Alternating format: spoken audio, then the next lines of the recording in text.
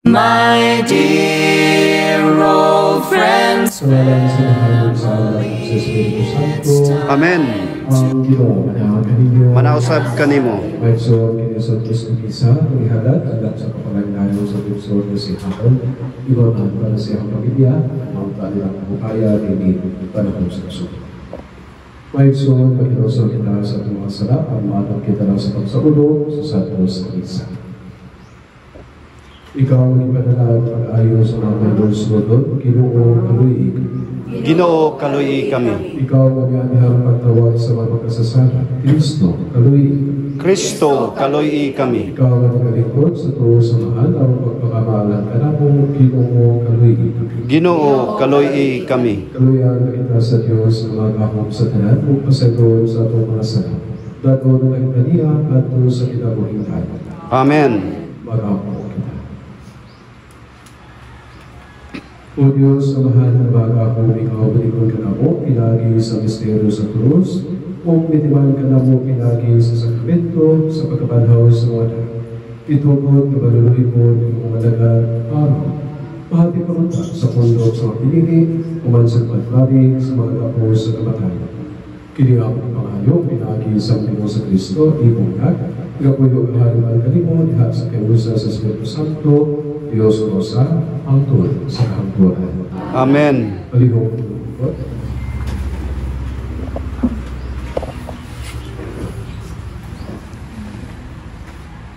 Pagbasa gikan sa unang basahon sa mga hari. Og si Elias miingon kang aka.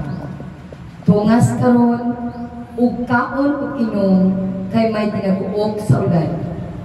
Busa mitungas si Akab aron sa pagkaon.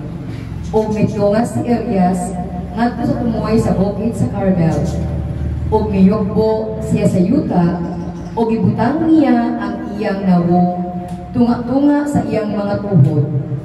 Ug miingon siya sa iyang sulubuon, lakaw karon, tan-aw ngadto sa dagat. Milakaw siya ug mitan-aw ngadto sa dagat. Milakaw siya ug mitan-aw ug miingon, wala ako'y nakita. Ug siya miingon, balik ngadto sa 7 ka higayon. Ug sa ikapito ka higayon, miingon siya, may gamay nga dagkong nga ingon kadako sa kamot sa tao nga misaka gikan sa dagat. Ug si Elias miingon, lakaw ug adtoa si Akab ug ipaandam ang iyang karwahe ug palugsunga siya katingali hiabutan siya sa ulan. Ug walang madugay na itom ang kalangitan sa mga dagko ug hangin ug may kusog nga ulan. Ug misakay si Akab paingon sa Jezreel. Ug ang Ginoo nag-ingon kay Elias. Ug gibuksan niya ang iyang lawak ug midagan pagkunag ang Akab ngadto sa ganghaan sa Jezreel. Ang pulong sa Ginoo. Salamat sa Diyos. Ang Ginoo manaog kaninyo. Manausab kanimo. Pagbasa gikan sa Santo Evangelio, sumala ni San Mateo. Himayaon ikaw o Ginoo. Sa Jesus migon siya Mateo, busa mag-ikon ako kaninyo, nga dili kamo makasunod sa ingharian sa langit, kung ang inyong pagtuman sa kabuwag sa Diyos, sa kalabang sa ihimo, sa mga matutudlog sa kalaod, o sa mga pariseo. Nasayon ka po lang ang mga tao gingan kadiadto, ayaw magpapay. Ang makapatay, karalong sa magmana. Kapansultihan ko kamo, nga masuko sa iyang isikataw, daton ngadto sa magtumuko, ug ang manghingalag wangol sa iyang isikataw, karalon ngadto sa magmana. Ug isa kinsa ako ingon na buang ang iyang isikataw, malapit nga may agong sa kalayo sa imperyo. Busa, inigdala na nimo sa imong halad sa Diyos, ngadto sa halaran, ug ito hinumduman mo nga nasilo ang imong isikataw, iyaki ang imong halad tumagan sa halaran. Ug adwa kayo ang imong isikataw, ug pagikuli muna kaniya. Kunya, balik sa halaran, halad sa Diyos. Kung may mukiha kanimo dagang kaniya sa hukmanan, pakighusay kaniya samtang may panahon ka ug wala pa kamo moabot dito. Kay kung kamo moabot na sa hukmanan, itugyan kaniya sa huwis. Ug ang huwis utugyan kanimo sa pulis. Ug ibalhon ka sa bilangguan. Ug tibangi, bilangguan ka dito, ang kabayaran mo sa hingpit ang imong luka. Ebanghelyo sa Ginoo. Kuton ang kamharon among war condolence sa pamilya. Sa Ebanghelyo, ingon ang ating Diyos Kristo, kung ang inyong pagtuman sa kabulutong sa Diyos, dili mo labaw sa mga Pariseo o sa mga tutulog sa taon, dili ka mo makasunod sa kinaharian sa langit. Kung ato lang yun sabton o kamalalungan kayo, hadlok ni isulti sa Diyos Kristo. Imagine, dili ka kasunod sa kinaharian sa langit. Kung sa may pagpasabot na, dili ka maluwas. Talawan ko kung sa importante niya ang kaluwasan, kaya tulad sa atong kaluwasan, ipapakakyan kita sa Panginoon Kristo. Kung pagkakauta ang tao, dili kung kasi makalimot, kaya ang pinaka-importanteng una, kaya tumalun, makukulot ang iyang kaluwasan. Sa atong pinakalamang karoon, lalo na yung mga tao na bigay at sa papa, at sa hangin, bilang kayo, wala mo ang pagpapit sa mga salit sa grupo, wala mo katiman sa itahang kaluwasan, huwag maghatawagin sa Diyos.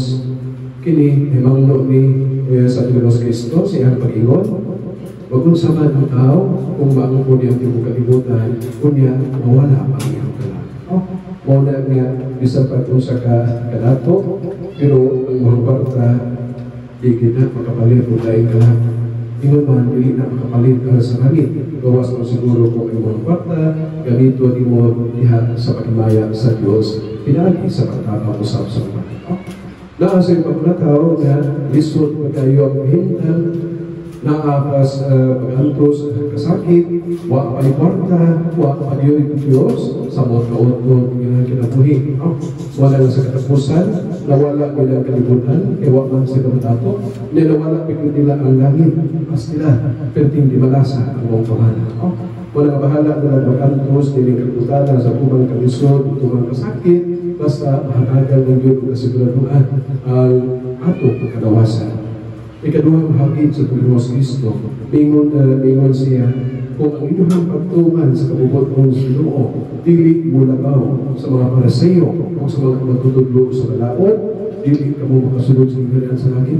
Ang pangutahan natin, kinsa man yung mga Pariseo, kinsa man yung mga matutudlo sa malaot, kung buot mo lang naon, mga tarong sila na tao. Mga tao ni nga nagtumani sa suko o sa malaot ni Moises, naan sa na'y pagkampo, naan sa na'y pagpuasa, mahatag niya sila fighting na Diyos Ginoo. Kunya ang hagit sa Ginoo, nga kung atong pagsunod sa kabubuton, dili mo laraw nila, itasunod sa kingharian sa hagit. Tanawa na ba, ang pagkagha, unaan nato, dinhi ang pagkampo, kadadlaw, naabaka nato dinhi ang makasimba kada Domingo, naabaka nato dinhi ang makahatag ng tithing sa musubahan, naabaka nato dinhi ang makapuasa bisan kani adlaw Biyernes Santo, paligyon gyapon Jollibee ang gihapon, McDonald ang gihapon, adlaw Biyernes Santo. Kung kini mga matutudlo sa daw mga Pariseo, mga tarong na sila mga tao. Pero ang hagit sa ito, ang kinahanglan atong lapuan ang ilahang pagsunod sa kabubot sa Ginoo. Kay lagi na ay nako kayong apan ang mga Pariseo mga tutudlo sa lapuan. Kung sa may nako kayong apan nila na gustong ipaapod sa Diyos Kristo na atong kurikan o atong ipatuman nila sa pagtulingan nga ang papuyo sa kinabuhing matato dili lang pinasubay sa panahon. Kundi pinasubay sa pakikiusa sa Ginoo diha sa iyang pagtuman sa pagtuon o ang pagpuyo sa pagkamahigugmaon sa Ginoo o pagkamahigugmaon sa sinatao. Kaya kini mga Pariseo pagtutudlo sa malaot para nila mahimo na sila matarong o makasulod sila sa malaot ni Moises.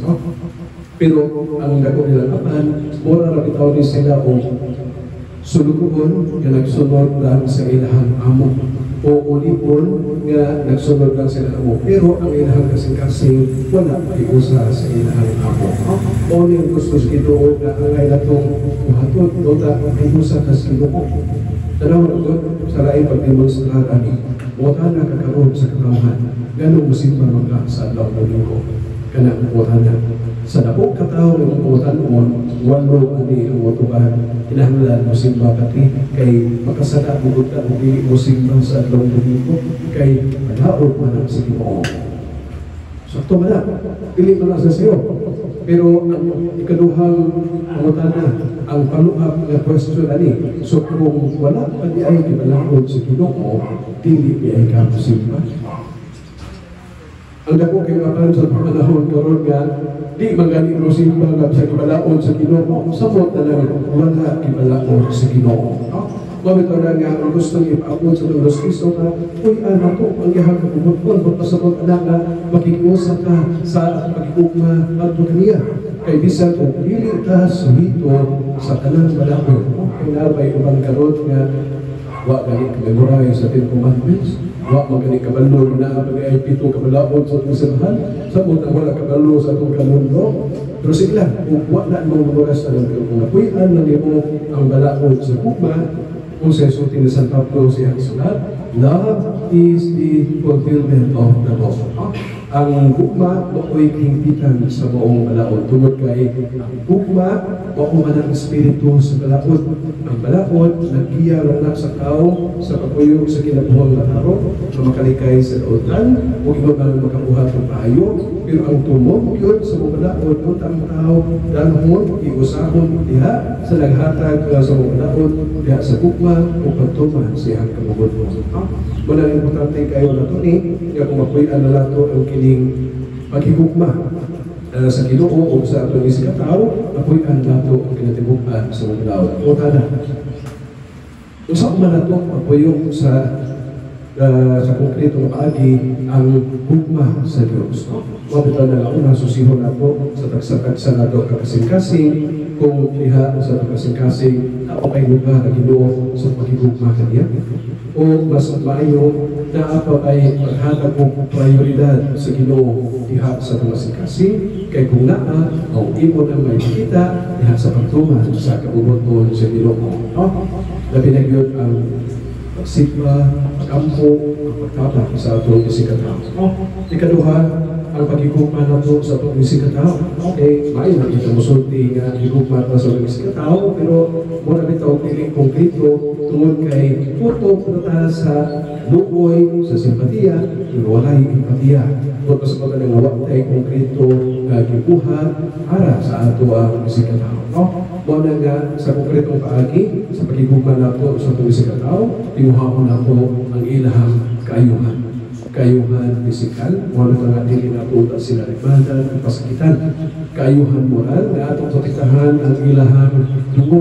Dili na po hukon, buhaton ng istorya ang dungo. Kung nabaw sa talan, tinuhapon na po ang ilang kaayuhan spiritual. Kung pasakutan na ang ilang usap na kaluwasan.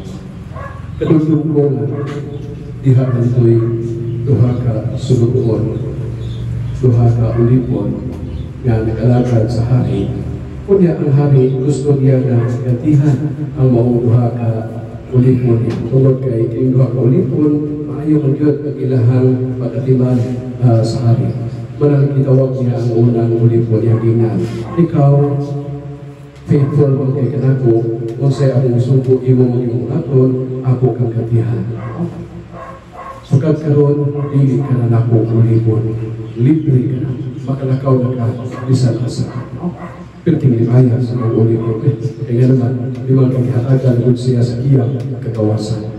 Ang kanang ulipon, ipatawag sa hari, sinamingon ang hari na tungod sa imong pagkamakadulayon, sa imong pagservisyo, pag-alaga sa po, sugad karon dili na nako ulipon.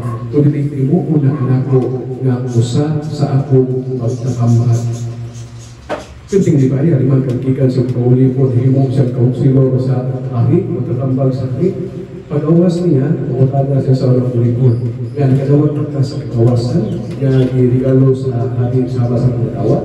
Ingon ang kinahang ulit-ulit nga, dili lang kikagawasan ang akong nagawad sa akin, dili ihimo pag-ibon niya magpakampan. Unang ulit-ulit, ibalik na ito sa akin. Mingon siya na unfair kayo ang mga pagangkin mo. Ako kitagaan ko mo kagawasan, pero ako kauban, ihimo inoon mo nga imong magpakampan. Ang hari ko ingon niya, dili unfair ang akong paghatag o antinisyo. Ikaw nagsunod ka sa akong sugo, nag-servisyo ka ako kay doon naman kay hadlok ako. Wala nga, ilibre ko ikaw sa mga hadlok ako. At doon na kay kagawasan, pwede na kang makalakaw isang asa. Pero ang imahang kauban na ulipon, wala na rin siya magservisyo o mag-alaga na ako, dili tungod sa hadlok, kundi ikukma siya ako. Mga gusto ko na ako sa ipabilin, hindi sa akong kiniran. Wala na duha ka klase ng mga tao na nagservisyo, maalagaron, kupitol kayo sa hari, pero lahi ang ilahang intention o lahi ang ilahang disposisyon. Mabito na kini, maghatag na itong patulunan na sa atong ang relasyon na ito sa Ginoo, dili ito kahadlok sa iyahang silot, kahadlok sa impirno, kundi ang kahadlok na makapasakit sa Ginoo, kay lagi makalapas na sa iyang kabubutbod. Mauna yung tinuod na dimanahan sa usa ka tawo mahibuka sa Ginoo. Wala nga tunsoon si Karol, pinagiging sa Diyos na isa, at itugyan siya datos na kahilumaon pagkamuloy sa atong Diyos. Una, napasayloon ang kanyang masa. Ikaduha, nakakabita siya malubi umako sa Ginoo. Kung nabaw sa tanan, dihan namin para kaniya, ang maigos sa Ginoo. Kita, sa pagpapadayon sa pagkinabuhi ng pagpapatanan, di na ito kalimtan sa tanan, kung sa dayang importante ang atong kaluwasan. O para maabot na ito ang sigurado sa atong kaluwasan, kinahanglan na po yung kita dihat sa pagkamahigumang sa Ginoo o kapag kamahigumang sa pagsikat. Inaopang po. Salam sa mahal sa alam sa sabihin sa alam. Palihog na rin, magampo kita, lahat sa Diyos, aron kita nakasilapin sa iyang pasaylo, magdalag kalipay o pagkundi lahat sa kalibutan. Mutuwaw kita sa Panginoon, at mutuwag, Amahan, Dungga. Dungga,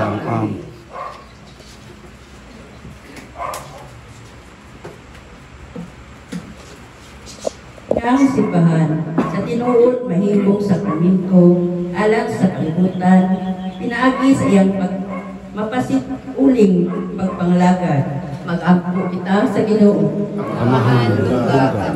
Nga sila nga nagtiuray nga nagputlay alang sa paglabot sa hustisya o sa tawhadong kalingkawasan, dili mawat-an o kadasig taliwala sa mga hagit o kalisdanan nga ilang yatubang.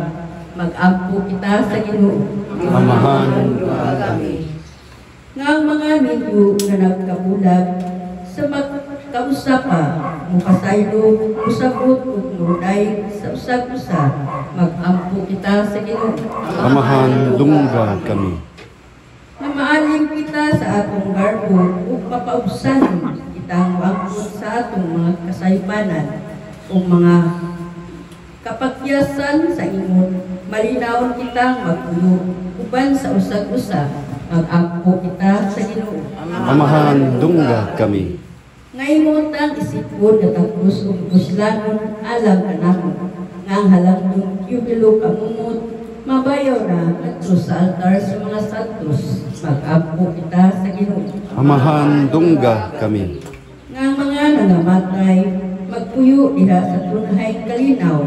Mag-ampo kita sa Ginoo. Amahan, Dungga kami. Amahan, luwasa kami, ikan sa katika sa kasing-kasing, o gitugod na sa katulayan ng kaming papasipuli sa bisang pagsambatan sa pagkabahin kami. Itugod kini, tinagin Kristo, among Ginoo. Amen. Ganun Ginoo, sa kami sa kanilaw, naging kahon, ang tinatawag sa kanuan, ang itong namin sa silang, ang sa kanilang kasama, sa pagkalang Ginoo na pulong sa kapalay ko sa Kristo among Diyos. Uman ang tingharian, ahong panghinaya, hantod sa kanturan. Ginoong si Kristo, magpagka sa mga apostles, ang kalinaw ay pinagkakanino, at ang kalinaw ay hanggang ko kanino. Ayaw tanawa ang mga sabat na pinapagsalit sa musikahan, kung sibor sa mga pagbuko na ang sa kalinaw ay Lucy, ikaw ang mahali ang puso. Amen. Ang kalinaw sa mga sa kanunay na Manausab kanimo. ipagkakahan ka ng Alexo, Jesus.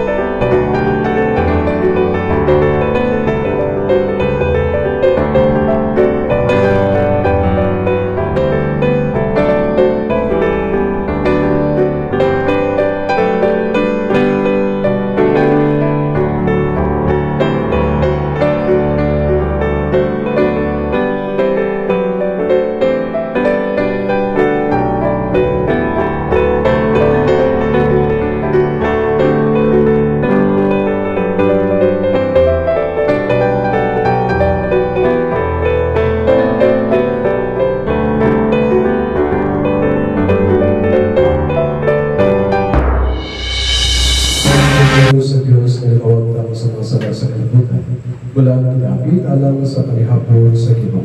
Ginoo, dili ako kalawat ko. Ug mamaayo ako.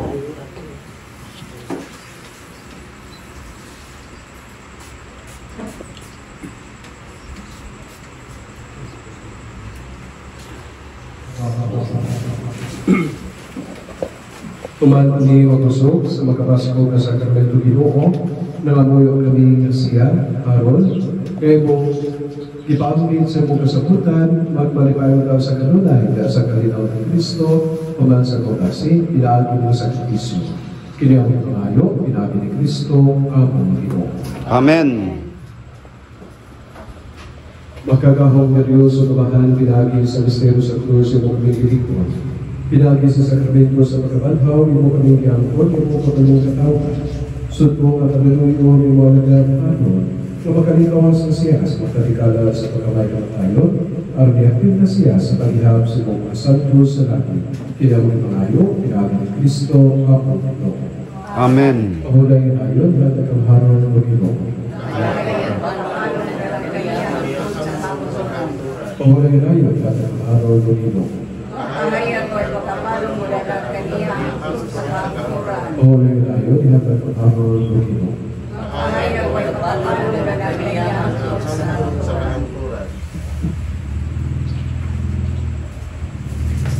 My dear old friends, family, it's time to say goodbye. Let's pray to God and have a faith we will meet again soon.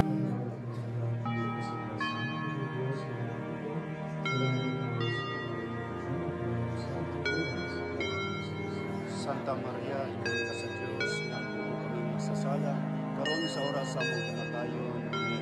Amen.